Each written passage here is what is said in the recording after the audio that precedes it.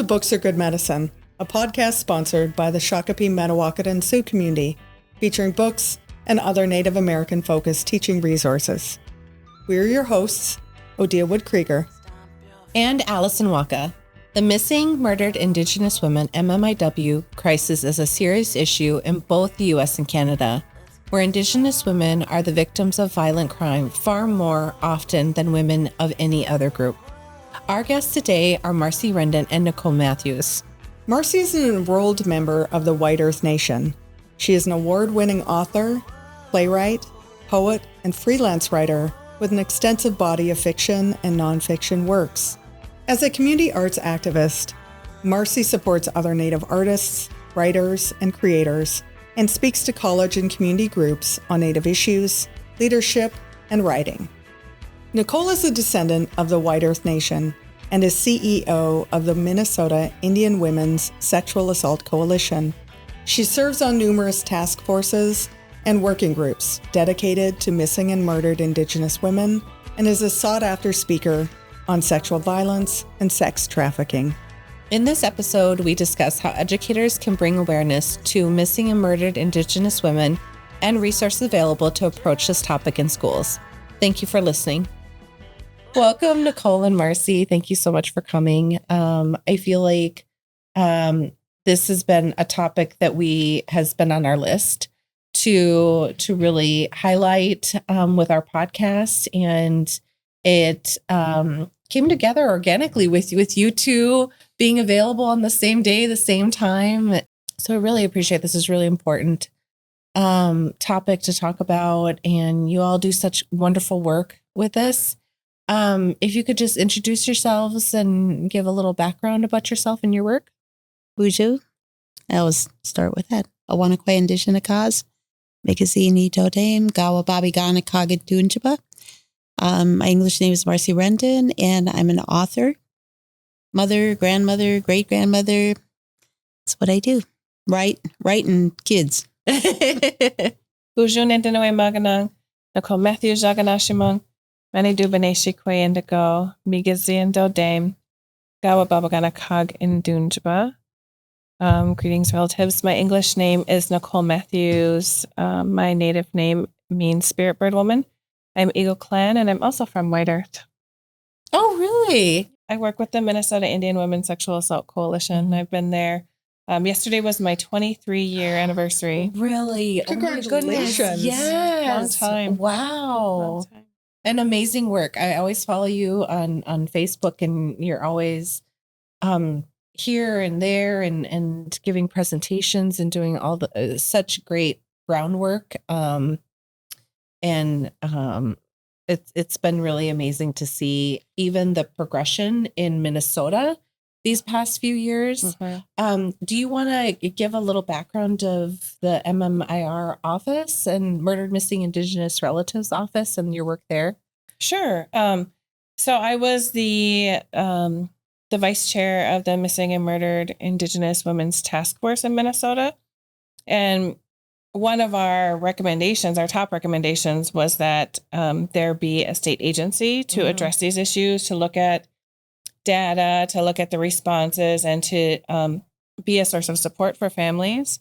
So we now have the first state agency of its kind with permanent state funding, the Missing and Murdered Indigenous Relatives Office. And I'm now the chair of the Missing and Murdered Indigenous Relatives Reward Fund Board, because we now also have a reward fund board. And some people maybe have seen the license plates, the MMIR license plates. Yes. So a portion of the proceeds goes back into that fund so that we can have a reward fund, so that if someone's missing, one of our relatives is missing, they can apply. And we're kind of going through that process now of like, what's that process going to look like, especially with a state agency. There's certain rules around how you process payment, and so we're working on that to be able to have those big rewards that we know. We've seen a lot of non-Native families and relatives that have much more accessibility to those dollars. So we're excited. So I have one of those license plates on our camper, and it's funny because I never drive the truck with the camper. And there was a Facebook post. A friend had said, like, oh, I'm worried. Like, should we be worried, in this political climate, if we have tribal license plates or an MMIW license plate? Like, should we be worried? And I started laughing because I'm married to like this, large, red beard. I call my Ginger Santa. And I was like, wow, the cops, if they pull him over, they're going to see Ginger Santa, if they're trying to profile people. Right. That is not who they would expect to see in the driver's seat. Yeah. And so while I commend that we have this, I it's sort of a sad time that we have women who are concerned about, whether or not their safety is, potentially, being challenged. So really ties into sort of like the complexity of this issue, all the things that people are thinking about. How do we stay safe in a modern world, really? It's true. And I have heard people who, like one of my coworkers had her license plate, like she came out and it was like bent. So someone had done something, I don't even know, she must have been shopping, or I don't know if she was at the grocery store, but she came out and it was bent. I've heard of people being racially profiled that had the license plate on, or being harassed by law enforcement. And so we have heard stories of people that, and while you certainly can't prove that someone was harassed just because of that, it does make you wonder, right? And that's unfortunate that it is that way, because this issue, this topic is all of our issues, right? Mm-hmm. Like this applies to society as a whole. I don't think it's just Native women. It's not. It's all of our, and it should be something that's supported throughout. I first heard. I was really young. I was just out of college, and one of my really great BFFs in college, her sister was murdered in Gallup. And that was the first time that I had experienced anything even remotely close to it, which I suppose I'm very lucky to get to college and then hear of it, but it was still very young. There really wasn't even the MMIW yet. Right. So figuring out how to best support people in this, as well as raising the issue with everyone. Yes. It's a big task. So I really am grateful for all the work that you do and your team does. And you all are known worldwide, really. You do a lot of work everywhere on behalf of everyone. So do you want to tell us a little bit about, I think it was called the Garden of Truth? Yes. And that's like a decade old already. But so when we started, 24 years ago, we were hearing a lot about trafficking of our Native women to and from the reservations. We were hearing about the ships up in Duluth and what was happening on those ships, and hearing about, like, people would say, oh, I've been hearing about like the parties that were happening on there for decades. And then we would see an article about they found like a 12-year-old girl in, on those ships. And so we were hearing all this anecdotal information. And so we got a small pot of money from the Women's Foundation in Minnesota, and worked with a woman. Her name is Melissa Farley, and she used to work with the Prostitution Research and Education Organization in San Francisco. And she's done research all across the globe, and published a 9-country summary on women used in prostitution. And so we wanted to use her questionnaires because we wanted to be able to take like that data she had used, gathered from all across the globe, and compare it with what we're learning for Native women here. And so we interviewed 105 Native women in Minnesota. We went to Bemidji, which of course we know is kind of in central to 3 tribal communities. We went to Duluth, which is kind of central to 3 tribal communities. And then we did interviews here in the Minneapolis-St. Paul area, which has, of course, a large urban Indian population. And we learned a lot from that. We interviewed women from as young as 18 and as old as 60. We learned that, 98% of the women that we interviewed were currently or previously homeless. So if we look at risk factors for being used in exploitation, certainly being unhoused is a huge risk factor. I mean, we're seeing now how, our unhoused population, we're hearing, in fact, I got a message last week of a service provider in Minneapolis who said, can we please meet the numbers of trafficking of our women who are unhoused is extremely high right now. And so we know that's a huge risk factor. We also learned about, over 70% of the women that we interviewed knew someone that had been used in prostitution and trafficking that they had never seen or heard from again. And so we were hearing kind of those stories. And then we learned about the connection to boarding schools and colonization. Like over 2/3 of the women had a relative that was forcibly removed and sent to boarding schools. And they talked about the violence that they had experienced there. And so it really helped to not only inform us about the issue, but to look at what are resources that are needed. But I think it's really important whenever we're trying to develop programs or services or responses to violence that they're always centered around what the needs are of survivors, that we're listening to survivors, that survivor informed, because, I might think I know what's needed, but if I'm not asking the questions about what's needed, I might think they need one thing when, actually they're like, hey, I need to be able to have safe and stable housing. I need to be able to feed my kids. And so, I think it's important for us to look at what those risk factors are and to always ensure that we're listening to survivors. And, that research is still the only one of its kind.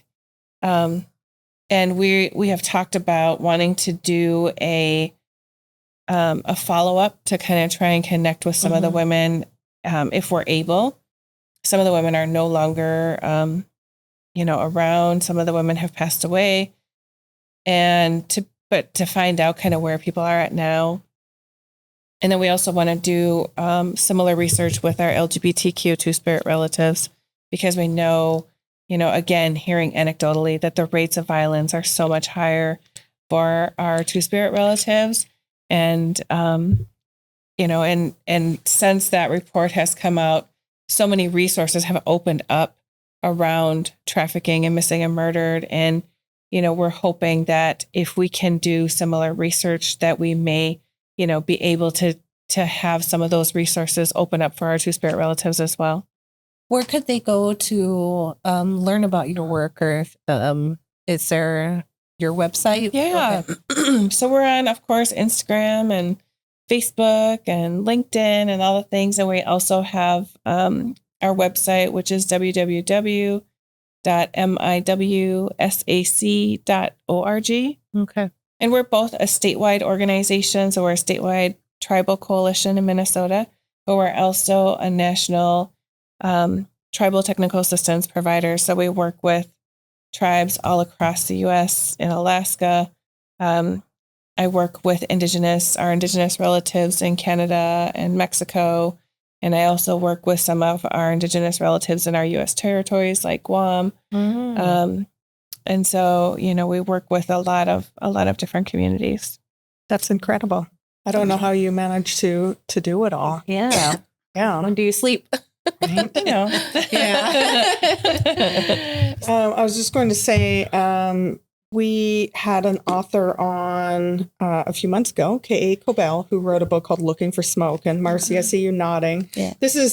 I couldn't find the mass-produced copy. This was the advanced one. So if you're like, why does that cover look different? Because I know that's what you're thinking as a writer. And this book covers, a missing young person. And it's a mystery book. Really enjoyed it. And one of the comments we got afterwards is someone said, I'd never heard of this before. I'd never heard of missing and murdered Indigenous women. Like, this blew my mind. Can't believe it. So Marcie, I know that you have Cash Blackbear series. Of course, we want to talk about this one, where they last saw her. And I always want to say where we last saw her, not where they last saw her. So I always mix up your title. And I am in the very beginning of this. I know Nicole has just finished. Yeah. Allison is like Yeah. midway in, and we are all transfixed. It's so good. Yeah. Tell us a little bit about your book there. Well, this book is second to the last book that I've written. Mm-hmm. So I've probably been writing about missing and murdered Indian women since 2015, 2017. I wrote a spoken word piece first, and then turned that into a play, Say Their Names, which was just produced at the Heart Health Conference up at White Earth, and will be produced again up there by Mingijik Theater. And I've been working with Out of Hand Theater in Atlanta, Georgia for probably 4 or 5 years now, because their theater had done scripts about the trafficking of African American women. And so we began to work together around the issue of Native women. I mean, it's a long story, so I had written another short story in an anthology called Down to the River. And this guy tries to kill his mom, but she survives. And she's rescued from the river by 2 women wearing red dresses. And it was sent to New York, published. The editor is some guy from New York. And he said, well, what's the meaning of these red dresses? And I said, it's about the missing and murdered Indian women. And he said, what? Kind of like what you just said. Like, what are you talking about? And I said, well, there's somewhere between 5,000 and 7,000 missing or murdered Indian women across this continent. And he said, well, you need to write about that. And I said, well, I just did. Thanks, Captain Obvious. I just did. So that was a short story.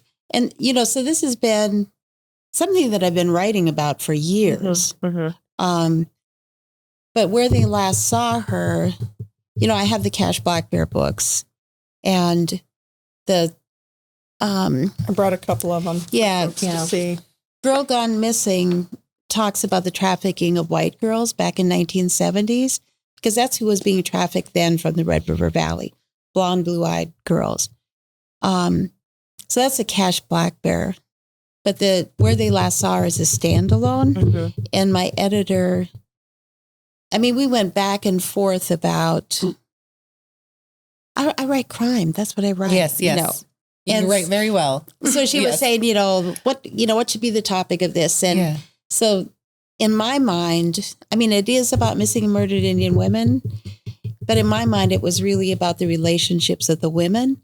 Oh, and, like in Canada, it was the First Nations women who first talked about our women are missing along this highway. I actually read that book as well. So the 3 women in Where They Last Saw Her, Will, Galen, and Punk, it's like they're friends. They live on this reservation. Women go missing and they decide to do something about it.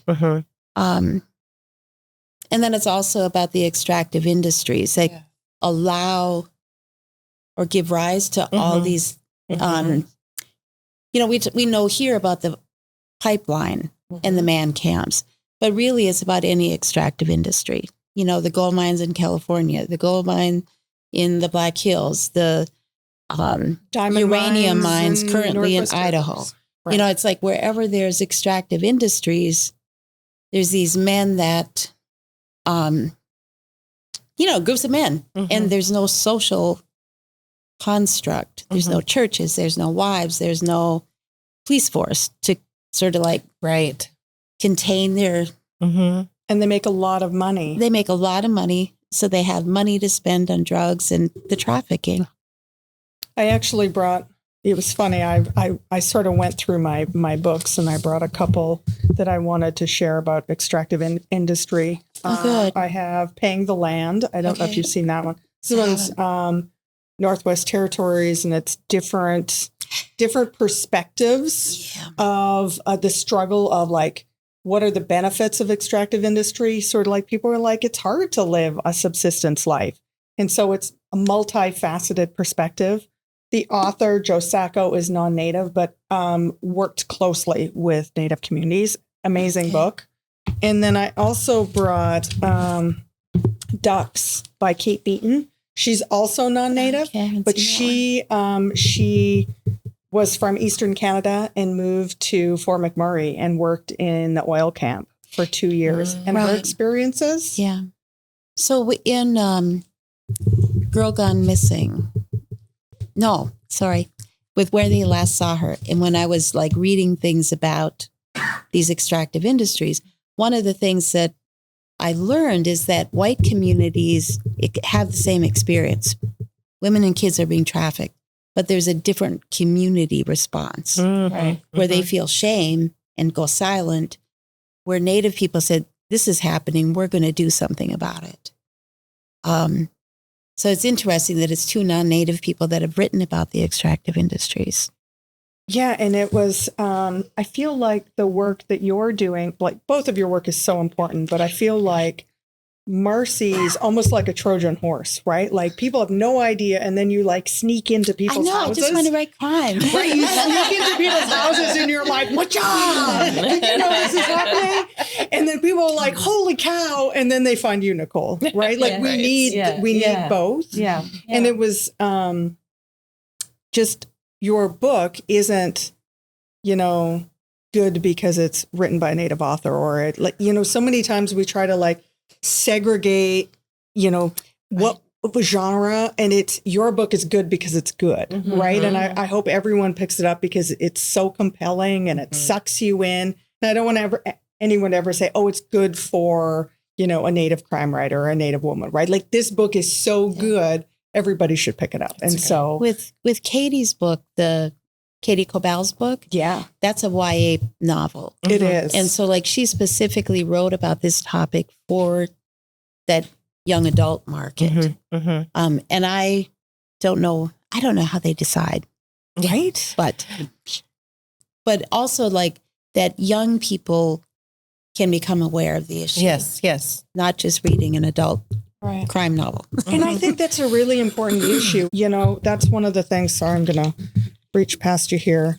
Firekeeper's Daughter, right? Like some people really came after Firekeeper's Daughter because they were like, holy cow, there's like so much happening and there's drugs and there's sex and there's trafficking and there's murder and like all of these things. And I have so many teachers who are just like, can I have a Native book that isn't going to traumatize people? Right. And so I don't always have an answer for them, right, about what books are appropriate. I guess what I would love to ask the two of you is, how do we bring people in safely and bring them back out safely? When we talk about, when we did hard issues. When we did the play up at White Earth for that Heart Health Conference, we had asked that there be a spiritual advisor there because we know it's a heavy issue, and that there be somebody there to work with the community members who are emotionally experiencing what the actors are doing. And when the first time we did a stage reading of that, Say Their Names, the two actors said, we don't want to do this again. We don't want to do this because it was too hard on them. Yeah. So now we're working on turning it into like a video or a film. And then, but always having like a spiritual advisor or somebody there to work with people because of the feelings that, because just about everybody in the community knows somebody who's gone missing or has been murdered. Yeah. And so it triggers, people's emotions. In Where They Last Saw Her, the main character decides to go to therapy. And there hasn't been a history because of the oppression.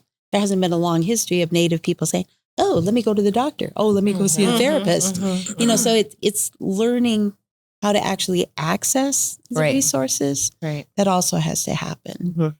Yeah, I agree with you. And I also think that, to your point, like most of us and our families have experienced some sort of trauma or know of someone, right, in our family. Like it has touched all of our families, because if you look at like the impact of colonization, that trauma has reached into all of our families and our communities.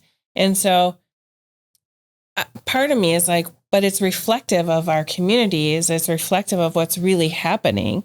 And so it's kind of like the don't talk about, a subject because we think that, the kid, it's going to give kids ideas. Like kids already have the ideas, right? Like they already Eighth graders are asking for the books in libraries.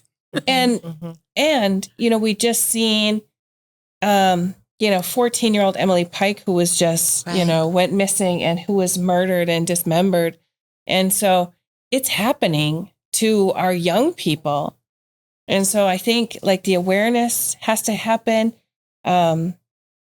And we have to be doing, and we also have to call for justice and accountability to ensure that these things aren't happening. And prevention, prevention is not on the backs of those who would be potential victims, right?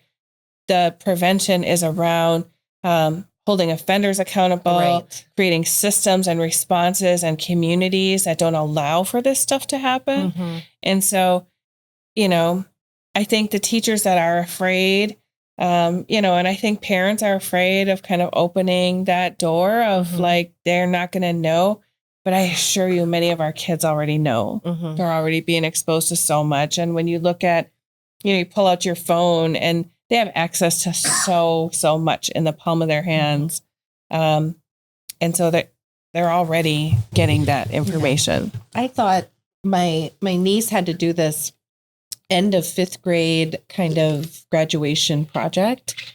And her friend had brought up doing it on MMIR. And I was so freaked. I was like, oh my gosh, my baby, you just see them as like these littles, and is she too young? How do we protect her innocence and her, and, but she did so well, she knew, these were her relatives and, she stuck to the data and presented, with her 2 other Native girlfriends, and they did such a wonderful job. And I think that, keeping it from her would have been a disservice. Yeah. Right. And she went out and she did her research, and it really gave her the strength and the understanding. And she taught us anyways, I'll be okay. But that we have to trust our kiddos. Yes. And we have to the things that they do have the ability to process. They do have the ability to understand. And this is the moment that we need to be there for them, to help them, because we won't be there in 10 years when she's in college, or whatever. And so this is really our opportunity to teach kids, all kids. I thought 5th grade was too young, but it really wasn't, and you can start early. You can start, in 3rd grade talking about respecting one's boundaries. Yes, you can really, and start those conversations and really respecting women, respecting each other, respecting humans. Yes. And, what would be some of the resources that have been helpful to you in your work or your research that we could share with educators? So I think that for teachers in schools, probably Katie's book, anything that is, what do you call it, approved? That isn't going to get the school in trouble. I know that many schools with high Native populations are using the Cash Blackbear books. And I don't know if they have this one or not, this latest one. Well, even Firekeeper's Daughter. Yeah, I mean, I think that there's one that I've seen. There's something about educators being willing to have conversations with students. Right. Because I think adults get they get overwhelmed by it instead of it becomes jumping a roadblock then, and they're just like, oh, I don't know anything about it, so I'm not going to talk about it either. Right. And I also think that we also have to look to our community resources. All schools are also located in communities that have, organizations like ours or similar organizations, council of elders, like community elders, like people that they can connect to that can come in and also be that supplement, right? Like that person that they can speak to, that can talk a little bit, of course, at grade level or whatever, about some of these issues. And when there are like our native schools, I think the more we can ensure that our, part of our resources too is our medicines and our, our tools for healing that they can use, right? Like when you're learning about MMIW, to talk about, hey, like we have cedar as our medicine, you can wipe down with that afterwards because it sits with you, right? Yeah, it does. And so, how can we use those? Those are resources too. I did want teachers to know this one, if I go missing. So I don't know if you're familiar with this one, but Brianna Johnny, 14-year-old Ojibwe girl, wrote a letter to the police and said, like, what if I go missing? And this is a graphic novel based on her letter to the police. And then I want to make sure that people saw this one, the hashtag Not Your Indian Princess. Because I think listening to you, Nicole, just the multifaceted nature of Indian women, right? Like, if we only think about the missing part, we miss the complexity of all the other strands that make up Native women. And so, it's a sort of a mixed media compilation of things. I know Minneapolis Public, they gifted this book to graduates. They do have sets of them. And so I think both of these could be there as well, for teachers to use. It's awesome. That's great. Yeah. And so if your library doesn't have it, ask your library to purchase these books. You bet.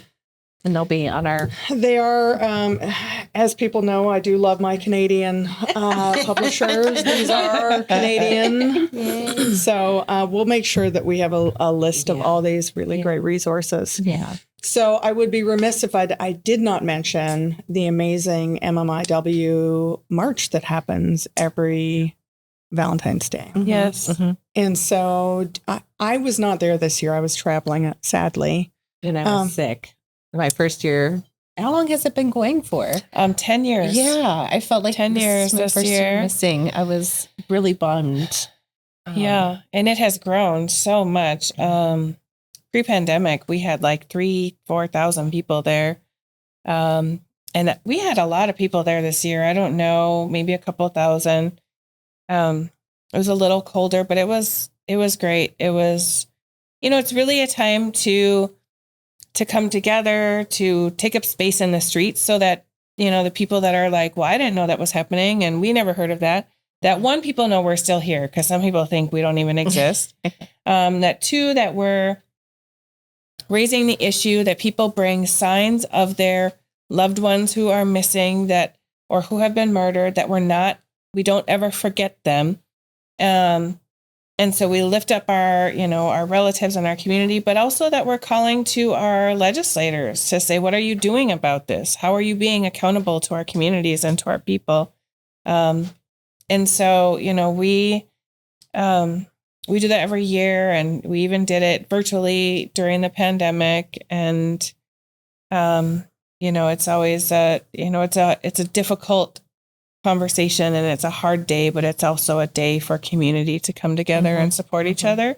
And then we also do events on May 5th, which is the National Day of Awareness. And we are just talking today in our planning,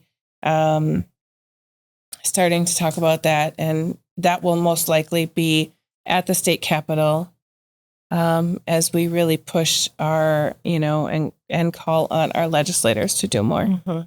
We have some really great artists too that I know Rory Wake 'em Up does some really wonderful things. And then also Nadonis, Nadonis Green. Yes. Amazing photos. And she was our photographer this year. And we're working with Rory. He usually does an art installation on like the Capitol lawn. So a few years ago, it was actually during the pandemic when the MMIR office legislation was highly debated because they didn't want to put any more money into this issue, and it was at risk of not passing.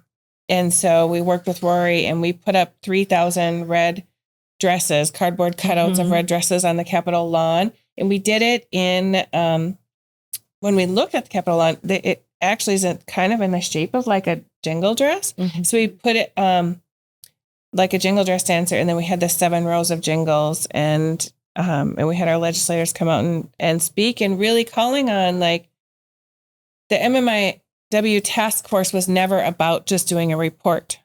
It was always about like, what are the recommendations? How are we going to continue this? And where's the accountability and where's the commitment from the state of Minnesota to address this in a state that has 11 federally recognized tribes, and a commitment to the tribal people in this state. And we were able to get the bill passed that year. So my stepdad would always say, well, you did the easy part, and that's talking about it. Right. And so, because that's usually what, look at all the things we did, and we never actually got it. Yeah. So as we draw to a close, something you said, Nicole, was really compelling to me about we can't put all of this on the backs of the people who are currently in this. So my last question for both of you is, how do we bring allies in, or how can allies be supportive of this issue? Can you tell us a little bit about the theater? Which group is that? The Ingijik Yes. Theater Ensemble. And will they be you said they'll be doing your play again, or? Well, they're talking with White Earth about doing it again up there. Oh, okay. But bringing in allies, I think, when because we had a stage reading too at the History Theater here in St. Paul. And that was one of the questions asked by the audience. Like, we didn't know this was happening. What can we do? And it's like talking to police forces, talking to community organizers, making sure that other people know about the issue. One of the women who saw the piece there went back to her church and wanted somebody to come to their church and talk about the issue. So it's like them doing something about the issue, letting people know. But when I go talk about my book, what I talk about is stopping the extractive industries. Yes.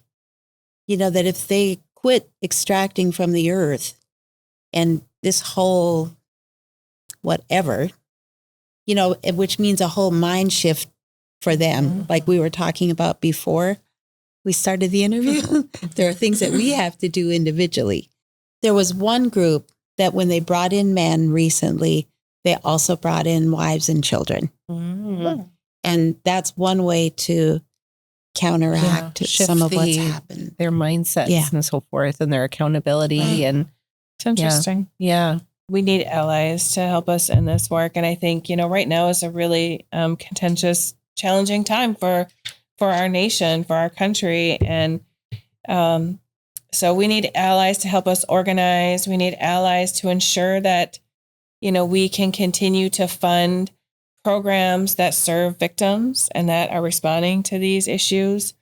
We need allies to call their legislators when we see some of these bills that are going to hurt our communities, and to speak out. We need allies that have access to money or capital to support many of these programs who are at risk for losing their funds right now. Like we're seeing a lot of that backlash. And so, and we need allies to show up in the streets with us and also to celebrate with us when we have successes, and to show up to searches for our missing relatives. And we need also allies to have these hard conversations with their relatives too, and to ensure that they're educated and the people around them are educated as well. Yeah.